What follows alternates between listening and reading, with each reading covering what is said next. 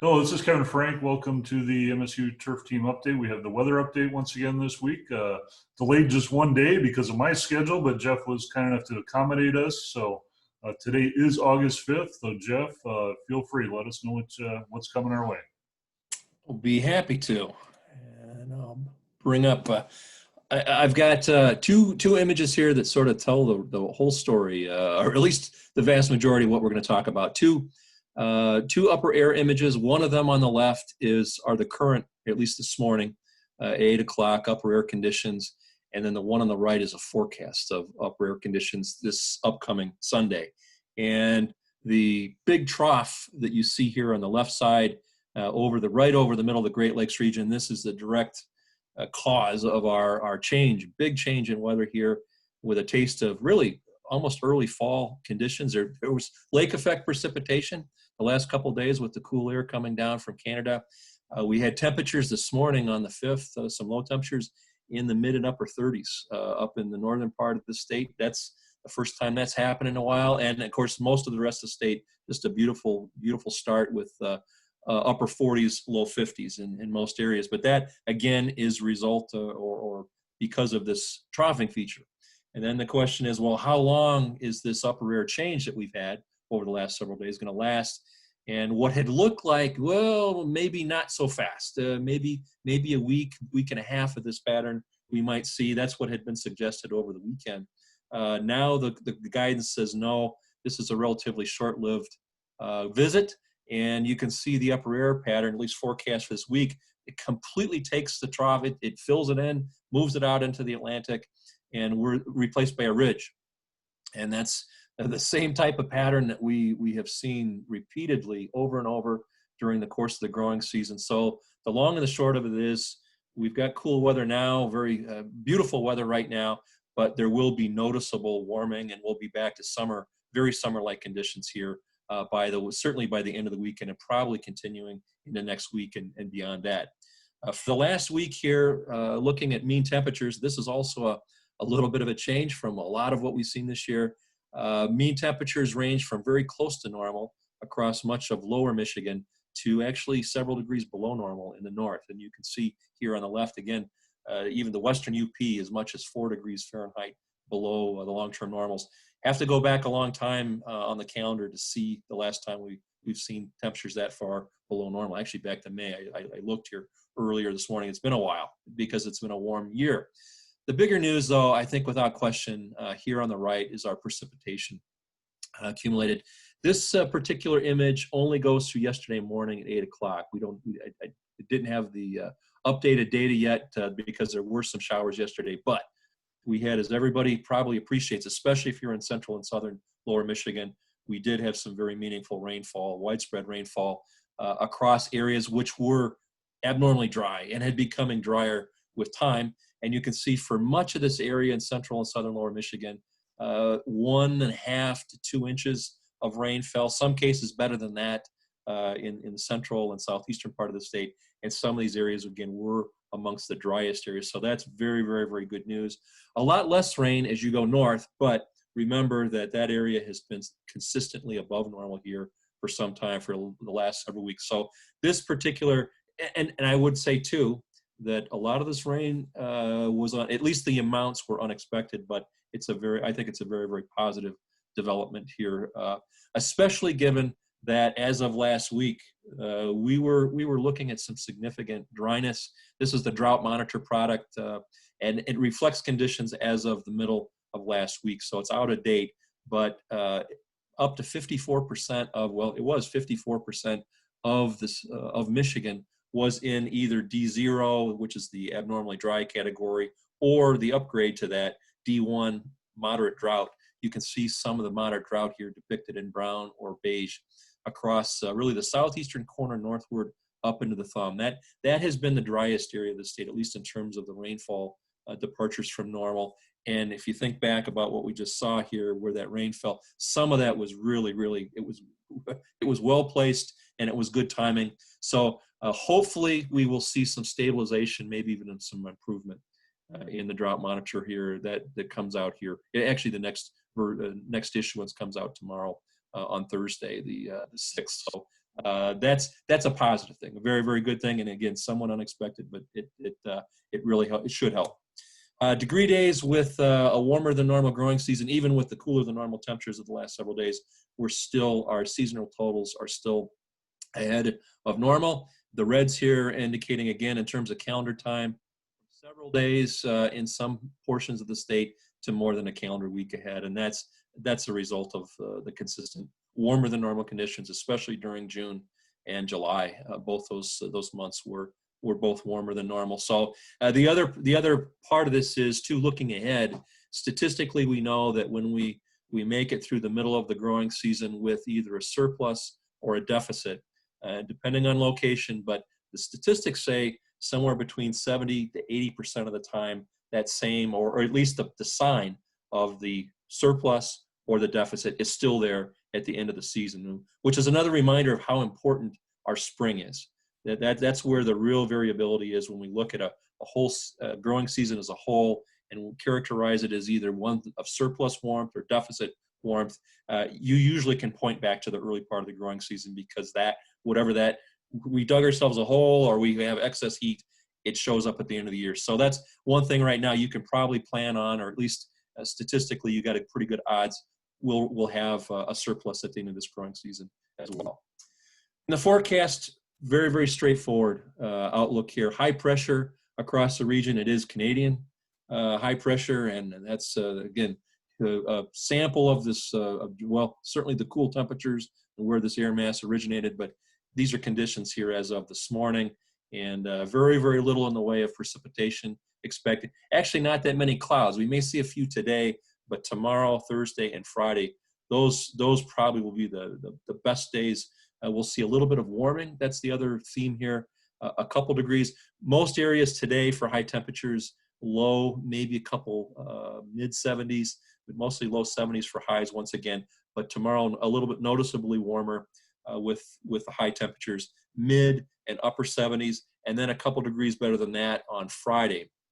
And so by the time we get to the weekend, Saturday, Sunday timeframe, we'll be back up to at least, if not even a little bit above normal. I would look for highs rising or increasing back to the mid and upper 80s probably by Sunday. Low temperatures from the 40s and 50s where they've been here for a day or two, those will gradually increase through the 50s up into the 60s this weekend. So once again, we'll be moving back up to above normal. In terms of precipitation, well, nothing here to speak of through the next 3 days. Here's Friday morning, and the next weather system to impact us, you can see showing up here out over the northern plains. That will arrive late in the day, probably on Saturday, with a chance for showers and thunderstorms, first in the western upper peninsula, and then spreading south and east overnight into Sunday.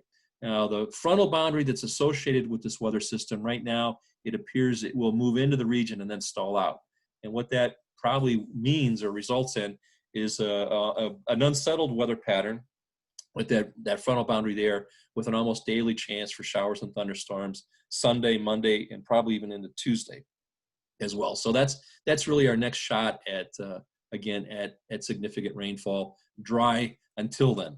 In terms of amounts, what are we expecting through next Wednesday, the 12th? Well, in the lower peninsula, mostly less than half an inch. So a somewhat dry week. But the numbers increase as you go north. We've seen a lot during this warm season, the growing season, and some areas expected maybe better than 3/4 of an inch in the north. But the vast majority, or almost all of this precipitation, time-wise, we're talking about overnight Saturday, Sunday, Monday, Tuesday type time frame. So nothing of any consequence until then. But later in the weekend, early next week is when that's expected. Potential evapotranspiration rates are limited right now by the cool temperatures, even though we've got full sun, but we'll be picking up during the course of the week.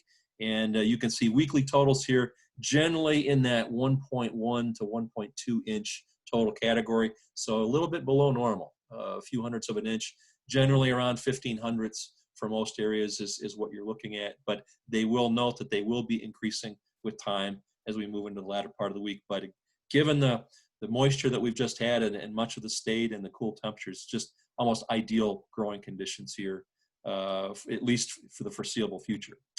In the medium range time frame, the upper air here shows that ridge popping back up again, which is what we showed on the lead image here. That feature's been there off on most of the warm season, and that's a very, very good forecast of above normal mean temperatures. I think that's a high probability of happening. You can see all of the Midwest and the Great Lakes region here in the reds with warmer than normal mean temperatures.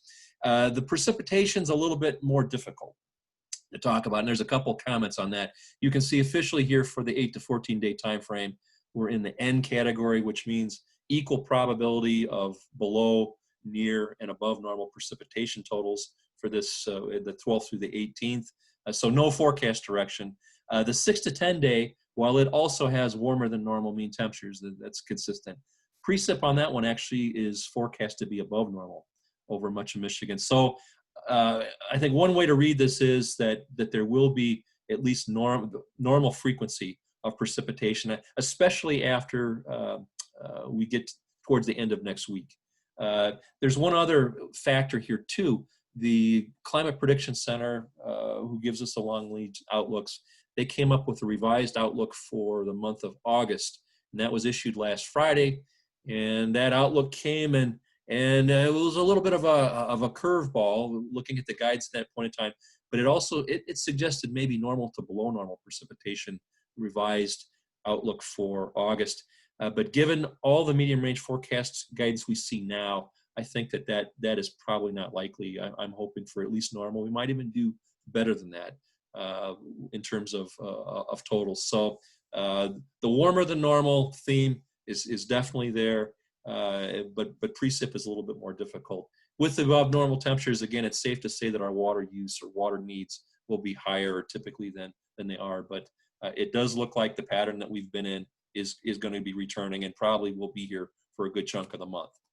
So summarizing here overall, beautiful conditions over the next several days with sunny skies, cool nights, but a noticeable warming trend, especially towards the end of the week and into the weekend. And we will be back up to above normal temperatures once again by the end of the weekend into next week. Rainfall chances none until really the middle or latter part of the weekend, especially overnight or most places beginning overnight, Saturday, Sunday, and then continuing into early next week on an almost daily basis. And then the medium range guidance, as you've just seen, really calls for a bit more the same, but especially with regard to the temperatures. So we've had a little deviation here from our predominant pattern this summer, and I guess enjoy it, take advantage of it. But it does look like the pattern that we were in is going to return before too long, and then persist for the next couple of weeks. And I'll wrap it up there and turn it back to you, Kevin. Thanks, Jeff. I know these cool nighttime temperatures have certainly helped a lot of things recover, along with the moisture that we've seen now in the last, especially in this part of the state, in the last week or so. Seen a lot of rebound, so that's good news. I was just curious, and this might be a little off target, so to speak, but any impact? I mean, I know it's so short term, but any impact on like Great Lakes water levels that we're seeing this year? Interesting comment. And there is some, and it's probably beneficial, but as probably everybody knows and appreciates, especially if you've been to the lakes, the levels are just, bank full, if you can use the river term for the lakes. They're at near record levels. In some cases, they've set records. It's caused all sorts of problems on lakeshore with erosion and with too much water. No beaches for the people who love to. It's been a real tough several months or even a couple of years. This has been going on for a while. Well, the weather that we've had here, especially over the last couple of months, northern parts of the region have been, as you probably remember, have been wetter than normal. So that water's going in, and we typically see our maximum levels on the lakes about this time of the year, the late summer, and then they begin a seasonal decline. But I guess if there's a positive thing, the warmer than normal temperatures and the sunny conditions that we had especially during June and July, increased the evaporation rates. So while even in areas while we had above normal precip and then our water going in, we had actually above normal evaporation rates as well. So that probably helped moderate what could have been even worse. And again, anytime the wind blows now with the water levels as high as they are. They have flood possibilities or flood threats. But so it was a little bit of a mixed bag. But in the southern part of the state, which of course drains into the basin as well, our precip totals have been below normal for several weeks. So the warmer and drier scenario probably did at least help moderate what could have been worse. And they're at all-time records. So you have to believe that there's going to be a tendency for some decline. But it's been a tough year for those living next to the lakes. Okay. Thank you, Jeff. I appreciate it. And we'll look forward to seeing you kind of on our regular day next week, hopefully. Very good. Okay. Thank you. Bye.